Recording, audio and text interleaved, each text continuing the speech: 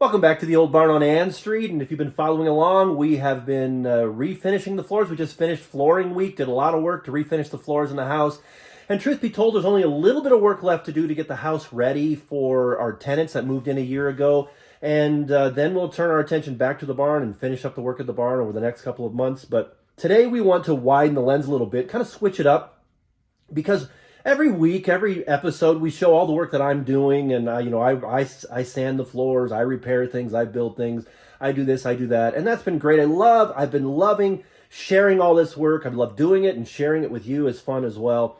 But truth be told, there are so many other people who have helped us along the way, and so today I wanted to just kind of broaden the lens a little bit to show you a little bit of some of the support and give some thanks and appreciation to some people who've made a big difference in the process.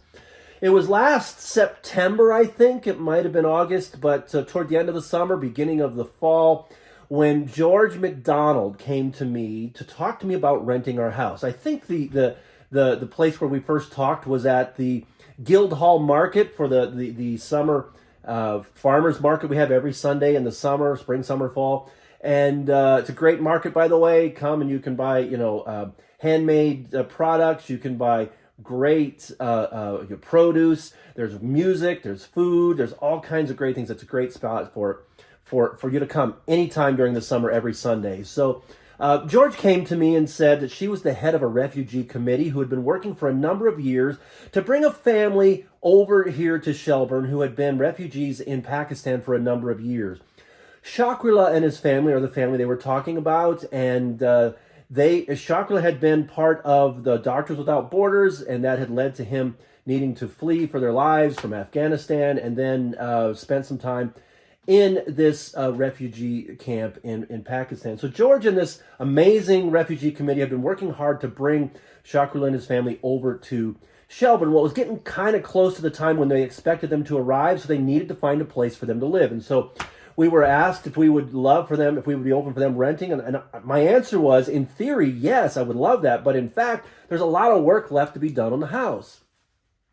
And so we kind of tentatively moved forward thinking, okay, let's see if we can make this work. And we spent a lot of time last fall, long days, late hours, trying to get everything done and ready for Shakrullah and his family when they came. We had no idea exactly when they would be showing up. I mean, we could have gotten the call at any time to say, hey, they're on their way. So it was a lot of work. And they, in the end, they got here late December, the last week of December, moved in January 1st. But so much of that work we couldn't do by ourselves. And so many of the refugee committee helped us do some of this important work. I mean, right before the family moved in, they came and helped clean, they helped prepare the place, they helped them move in the furniture, helped to get them settled in, had been helping them all year long with all that kind of stuff. But prior to that, some of the members of the committee helped us do other things, like they came and helped us, hang drywall and do some repairs and some things. In fact, in some of the videos, or some of the pictures I showed last week during flooring week, if you look closely in the background, you can see Harry McDonald, George's husband, coming to do some work to hang the drywall in the kitchen while I was working on the floor. And he just kind of snuck into the pictures in the background. But I wanted to acknowledge all the work that Harry did. Harry came and helped hang some of the drywall in the kitchen. And then he came to, later on, he came to help us install the kitchen. And I couldn't have done it without Harry. And so, Harry, thank you so much for your work. George, thank you so much for heading up the committee that brought Shakrullah and his family to Shelburne, an amazing addition to our committee, to our community. And so, anyway, I wanted to say thank you and widen the lens and say thank you to people who I greatly appreciate for their help in the process. But for today, we want to show you the next step in the process and getting ready to finish the kitchen. I'm going to show you some people helping today. It's not anyone from the refugee committee. It's actually a good friend of mine for the last 3 decades, Doug Shreenan. And I'm not going to say anything about Doug until next week when I talk about Doug and his wife, Debbie. But for today, let's show you the work of getting the next step done in getting ready to finish the kitchen. So here we go.